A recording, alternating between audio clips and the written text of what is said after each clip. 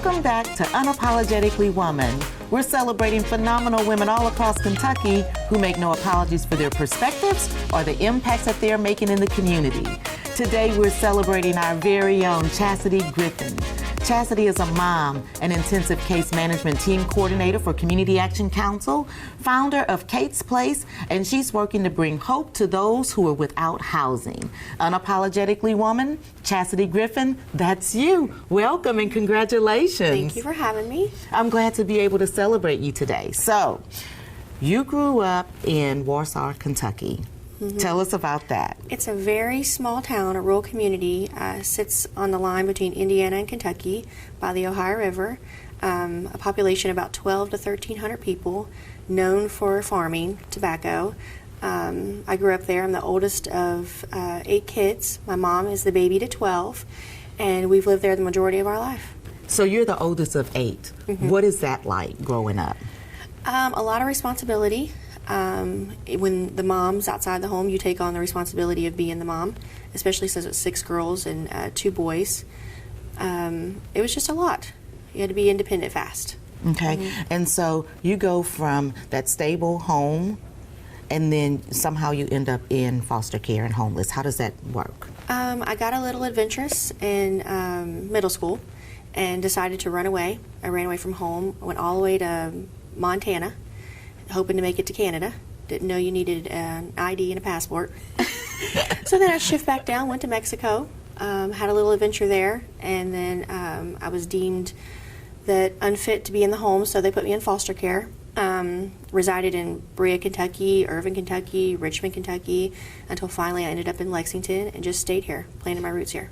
Were you being adventurous or were you running from something? My mom was very strict. At that time, I saw that as being a bad mom instead of looking out for me. And because she was so strict, I rebelled against it. Wow.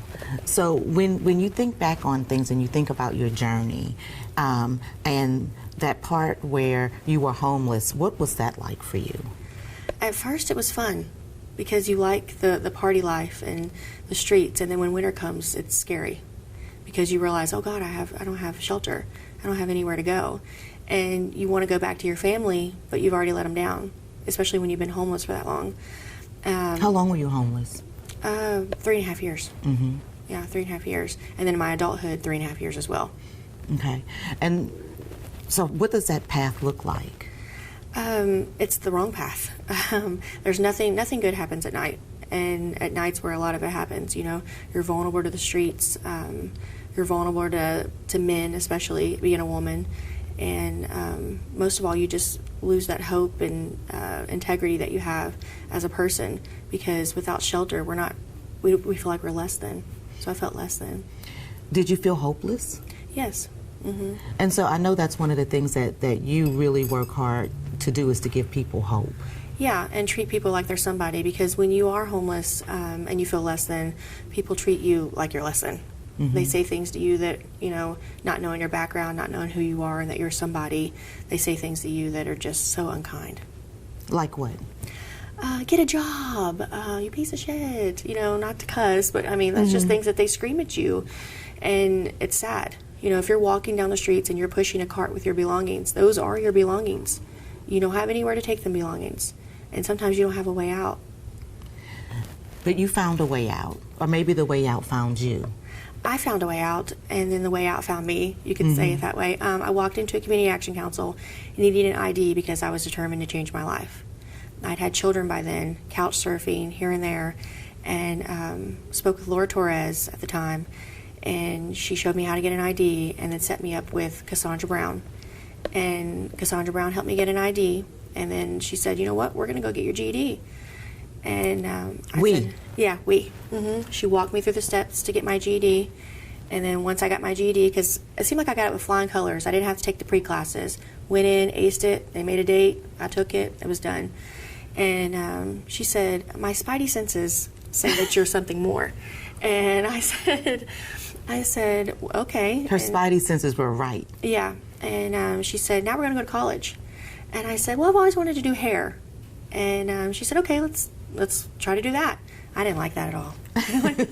So she enrolled me into BCTC, And I started at BCTC, and then I transferred over to UK where I got my bachelor's in sociology.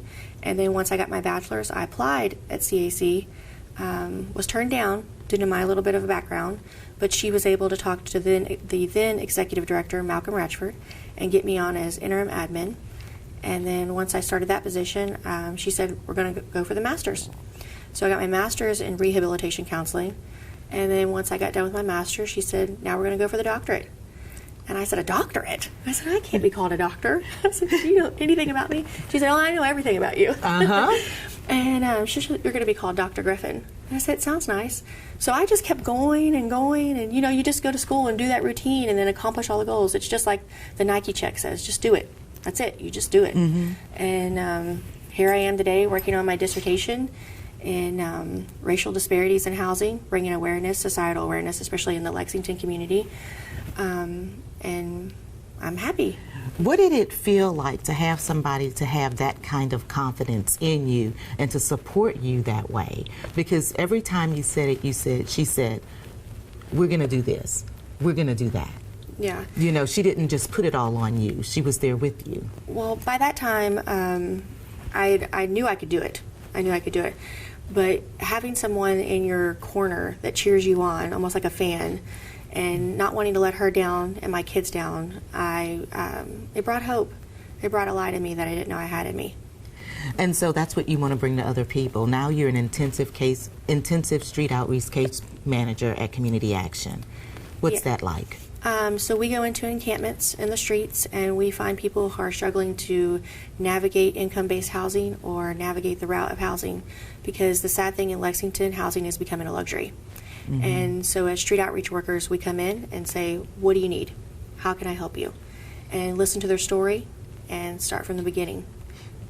And why do they have so much confidence in you? Because I've seen it in action. You know, I think back on my story with Cassandra Brown, and I think when you say, why did you have so much belief in her, you know, it's because she had everything I wanted. You know, you watch TV or you meet somebody and you think, God, I like that, I want that. You know, and when they see me, I don't dress down. I just dress as me and pull up in my truck and help them out, and they want that. You know, one of the first things they always say is, I love that truck. I said, well, you can have it too. Can I? Yeah. And then I tell my story, and they latch on to that, and we become more than just a client. It becomes a friend, a rapport that you build by getting to know them and understanding what they need, because a lot of people don't even know what they need. And they don't know the resources are out there. Well, and I've worked here alongside with you in the same organization for a long time, but I got to see firsthand, you know, I know on paper what it was that you did, but I got to see firsthand when you roll up in that big yellow truck and you hop out and you immediately walk up and start having the conversation. And then, you know, the next thing I know, they're in your truck and you guys are driving off into the sunset, so to speak. Yeah. And that's really what it is, you know, because some of our homeless population struggle with serious mental issues. And the client that you're talking about, he didn't even know he had a voucher, you know, and was unaware. So it was just making that whole, you know, pyramid of me, him, the resource, and making it all happen. And he was able to get into a motel temporarily until he was housed. Now, saying that he'll stay housed, you never know, but it fixed the problem then. And I think that it also put the pyramid in contact, because now I know where he's at, who he's, you know, where I can find him, and if he needs another resource, I can bring that to him. Wow, you've done a lot of work, and you're also continuing not just with Community Action, but you're opening a nonprofit of your own. Tell us about that. Yes, Kate's Place. Kate's Place is an extension to the local recovery cafe here. When my sister died by suicide overdose, I was determined to make everyone aware of the pandemic that's going on here. And I contacted the local recovery cafe and asked them, you know, how do I get one? How do I start this? And I pitched my idea about why housing is important during your recovery. And the people in California, Seattle, the mothership, we all connected. And next thing I know, I have my 503C, and we actually just got approved for our first grant. That's good news. That is good news. So when does that start? August 20th is our housing rally. That's when we'll announce it, and we'll announce the opening and exactly what it's about, raising awareness for housing And going back to housing becoming a luxury, we're going to do a small march in honor of the people that don't have housing here in Lexington, and set up some displays of what it's like and bring out people from the community, important community partners. And August 20th will be our first day. Wow, that's so exciting. That is so exciting. So you must be pretty proud of yourself for that.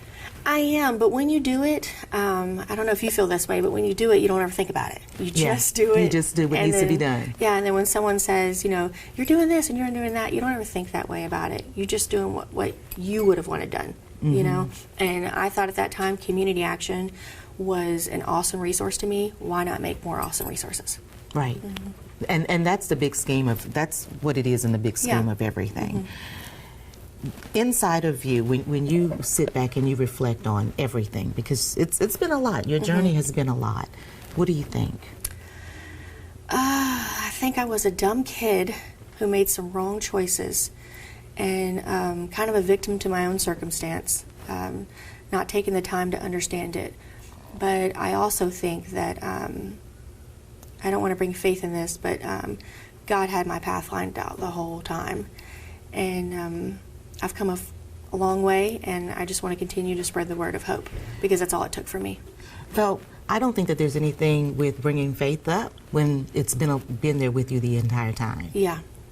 So I don't think you should avoid it. Yeah. That's just my opinion. Yeah, thank you. There was a time when I was in foster care, because I thought my parents were so disappointed in who I was and me landing in foster care and not obeying their rules, that I remember sitting in a nook and praying to God, you know, show me that they still love me, show me that they still care. And it was about a week later that I went to the mailbox, and there was an envelope addressed to me. And I took it to my foster mom and said, can I open it? Can I open it? It's addressed to me. And she said, sure. And I opened it, and it was a crochet cross and a letter from my mom, because she's old-fashioned, you know. And she said, Mama still loves you. God bless. And that was it. And that sealed the deal there, that with my faith. And I think my faith has helped me a lot. Tell me about your children. You have 7 children doing really good things. Awesome Let's things. brag. Yeah, my oldest is the lead team for Wildcat Moving, Alex, and then Anna Lee just got a full ride to Moorhead State. She's in the nursing program there. My second daughter just made me a grandmother, and she's a CNA at St. Joe. Cutest baby ever Yeah. that I've seen. So cute, Santiago. And then the rest of them, one of them just graduated high school, and the rest of them are in elementary school, and one about to start Head Start, like community action. So education is one of those things that you are pushing for them. Yes, because my mom drilled it into me, but I didn't see it as important because I had other adventurous things that I needed to do. But education's where it's at. Head Start is exactly what it says. You get a head start. And I've seen my children blossom. 2 of them came out of an IEP at Community Action. So I just come back to Community Action, just a vital thing in my life. But yeah, education's very important. So if you had to, for young girls and young women that are watching and they're looking up to you, and you never know what situation somebody is in or what place they're in, what kind of advice would you give them to let them know that there is more to life? Oh, well, when I think about me being homeless, I think about that light burning out. And Cassandra and Community Action, the staff, not just Cassandra, the staff, brought that light back in me, the confidence. And I think a lot of people who are homeless give up because that light burns out. You just think, okay, I'm just done, I'm tired, Bring that light back out. Find your support system or be your own support system, and don't give up hope. Most Thank you definitely. so much for being with us today. Thank you. You heard it from Chastity. Don't ever give up hope. And continue to join us as we celebrate other phenomenal women just like Chastity Griffin, who are making changes in Lexington, Kentucky. I'll talk to you soon.